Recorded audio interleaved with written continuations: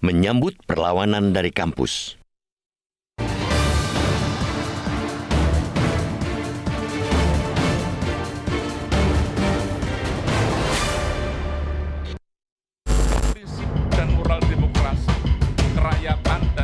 Ada postulat, ketika dunia kampus mulai bersikap dan bergerak, maka negara memang sudah dalam situasi gawat darurat. Ada pula aksioma, tatkala sivitas akademika mulai melawan, berarti penyalahgunaan kekuasaan oleh penguasa sudah keterlaluan. Itulah yang terjadi di negeri ini sekarang. Setelah lama memilih diam, kampus sebagai institusi akhirnya bersuara lantang. Sejumlah universitas ramai-ramai menyatakan keprihatinan dan menyerukan peringatan kepada penguasa, utamanya Presiden Joko Widodo. Mereka satu frekuensi bahwa Joko Widodo sudah terlalu jauh menyimpang dari tugasnya sebagai presiden dan kepala negara. Mereka satu kata bahwa Joko Widodo sudah terlalu liar mengabaikan etika dan merusak demokrasi. Keprihatinan, peringatan, bahkan perlawanan itu diawali oleh Sivitas Akademika Universitas Gadjah Mada atau UGM. Dalam pernyataan sikapnya, mereka mengeluarkan petisi yang isinya secara jelas dan tegas mendesak Presiden Joko Widodo segera kembali ke koridor demokrasi. Langkah UGM diikuti Universitas Islam Indonesia atau UII Yogyakarta. Melalui pernyataan sikap bertajuk Indonesia Darurat Kenegarawanan, mereka menyesalkan Jokowi yang semakin lupa atas sumpahnya untuk mematuhi dan menjaga konstitusi. Mereka menyebut penyalahgunaan kewenangan dan kekuasaan demi kepentingan politik kelompok kian menggila jelang hari H Pemilu 2024. Universitas Indonesia tak ketinggalan. Sebagai kampus perjuangan, mereka tak tahan lagi memendam keprihatinan atas situasi politik Indonesia yang kini menyimpang dari semangat reformasi dan demokrasi. Mereka menegaskan tatanan hukum dan demokrasi sudah hancur. Mereka mengingatkan etika bernegara dan bermasyarakat terutama terkait dengan korupsi dan nepotisme sudah hilang.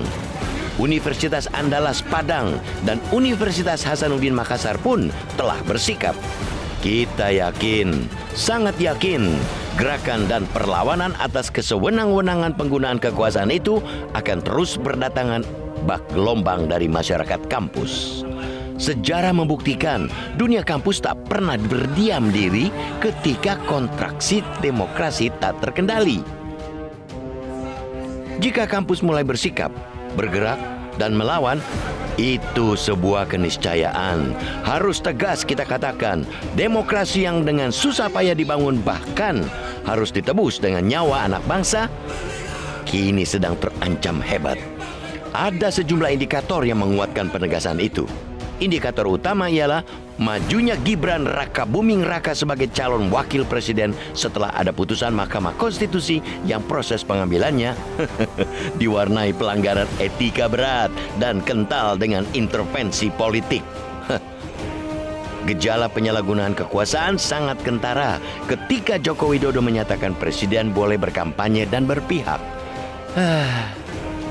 Situasi pun kian memburuk dengan semakin gencarnya distribusi beragam bantuan negara oleh Presiden Joko Widodo yang diarahkan ke penguatan dukungan kepada pasangan capres-cawapres tertentu.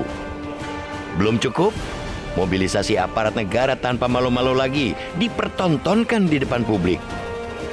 Semua itu merupakan penjajahan terhadap etika, moralitas, sekaligus menginjak-injak hukum dan konstitusi.